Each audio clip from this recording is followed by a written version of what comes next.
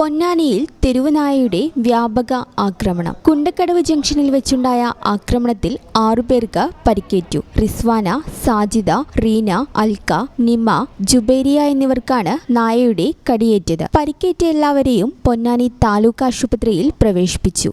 സംഭവം അറിഞ്ഞ പൊന്നാനി നഗരസഭാ vice chairperson CP Sakeer, UDF parliamentary party നേതാവ് Ashraf, standing committee chairman TK Mashhood, councillor Jithin എന്നിവർ ആശുപത്രി സന്ദർശിച്ചു. പരിക്കേറ്റവർക്ക് മികച്ച ചികിത്സ ലഭ്യമാക്കാൻ ജനപ്രതിനിധികൾ ആശുപത്രി അധികൃതർക്ക് നിർദ്ദേശം നൽകി.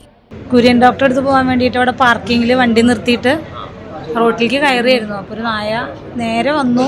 ഒരു പ്രൊവക്കേഷനും ഉണ്ടായില്ല, പെട്ടെന്ന് അങ്ങോട്ട് വന്ന് കടിക്കുക ചെയ്തു.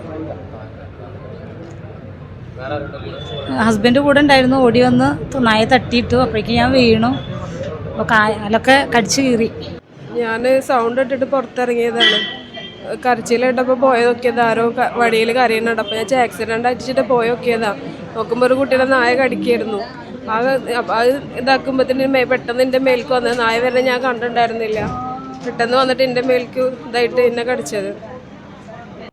ഈ ചാനൽ ന്യൂസ് പൊന്നാനി.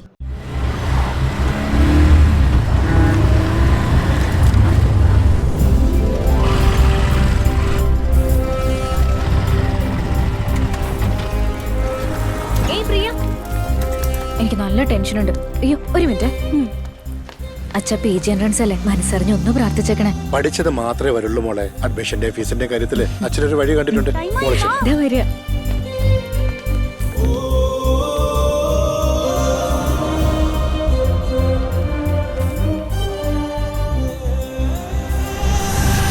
KSFE, ഈ നാടിന്റെ ധൈര്യം.